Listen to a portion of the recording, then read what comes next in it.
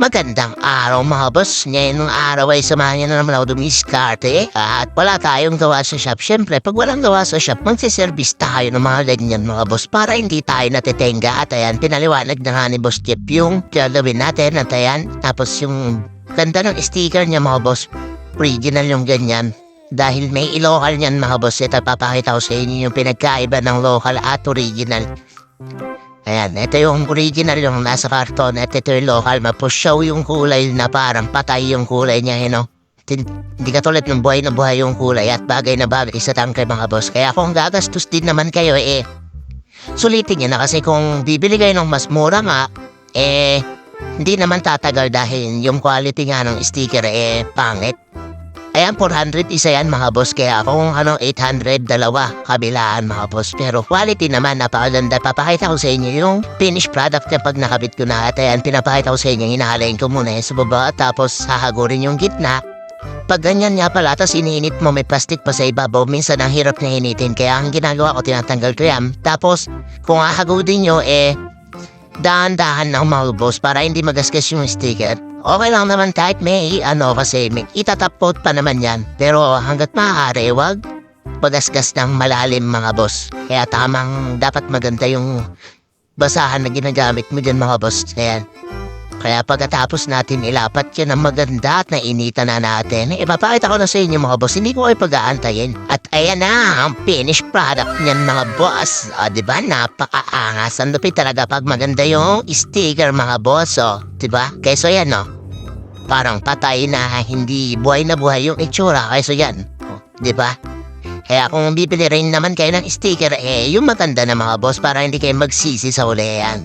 At ayan naman yung ulo yan, diba? Bagay na bagay mga boss. Napakaganda mga original yung decals na nakakabit kesa yung local. Ang layo-layo ng diferensya. Siyempre, yung kapila naman yung gagawin natin dyan mga boss. Uulitin lang natin yung process na a-align. Dapat pantay dun sa kabila. At pagkatapos natin i-align, nahagudin na natin yung mga boss. At antayin nyo mga boss, baka mag-aaral na rin tayo mag-ceramic para kompletos recados na tayo mga boss. Magsi-ceramic coating na tayo ng mga motor muna.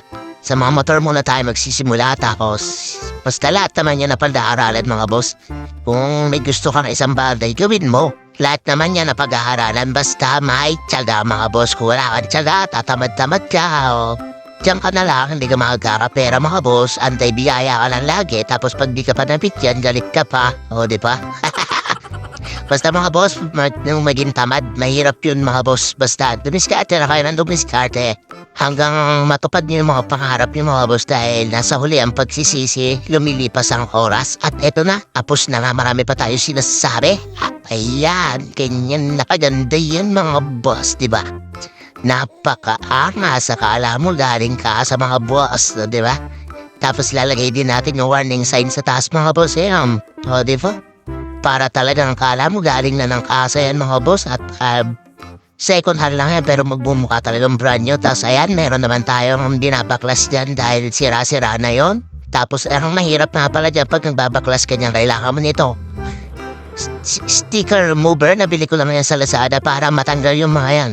Dati gasan ginagamit ko pero matagal din minsan Ito, sticker remover hindi naman siya maganda rin naman gamitin at hindi naman nakaka-epekto sa pintura ng tangke. Hindi siya nakakakupas kaya okay naman siya yan. Binabad ko lang ng konti tapos kukuskusin natin yan mga boss. Pero kung mga sticker lang na mga tape yan, napakadali. Pagka-sticker nyo, tapos pagka-spray nyo, tapos pupunasan nyo, tanggal na agad. Ayan, pag mga decals kasi mga boss, kailangan nyo na konting pwersa para matanggal. Yan, ganyan mga boss. Hindi ko na rin kayo pag-aantayin mga boss. Papakita ko na sa inyo yung pagkalinis natin mga boss. At ayan, natanggal na natin yung sticker dyan mga boss. Okay na? Na-smooth na siya at hilalatag na natin yung sticker. At ito na yung mga finished product natin mga boss. Ayan, napakaangas. Ang ganda mga boss. Second hand lang yan at mura lang ang motor dyan. Kontaan nyo na si Boss Jeff. Ito yung contact niya sa may Facebook pa yan. Ayan, nasa harap na yan. At ito yung mekaniko ni Boss si Abel. Yeah. Mahihayin sa camera. Tapos syempre habang patapos na tayo mga boss, naganda naman na pansit si Boss Jeff. Siyempre, alam niyo naman tayo, mahihain tayo kaya kakain tayo mga boss dahil patay gutom tayo eh.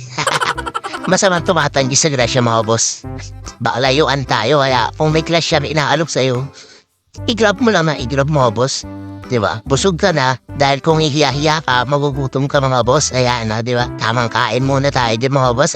At pagkatas natin kumain na tayo, yung mga nagawa na mga motor, mga boss na binebenta. Kaya pantahan nyo lang si Boss Jeff kung pibili kayo na second hand na quality at murang motor mga boss. Si Boss Jeff lang at nagpahabol pa ng soft drinks bigyan. Siyempre, busog na tayo, uwi na tayo, hit and run tayo. De, joke lang. Siyempre, wala na tayong gagawin dyan. At pagkatas natin magmerienda, uuwi na tayo. Tapos na tayo. Boss Jeff, salamat ulit. Nay, salamat. Yusuf. Babalik pa tayo dito, may gagawin pa tayo dito. Salamat. Gusto nyo ba kumita habang nagta-travel kayo mga boss? Mag-conductor kayo. Kung bago ka pa lang sa aking channel, mag-subscribe na at i-hit ang bell button para updated ka sa ating mga videos.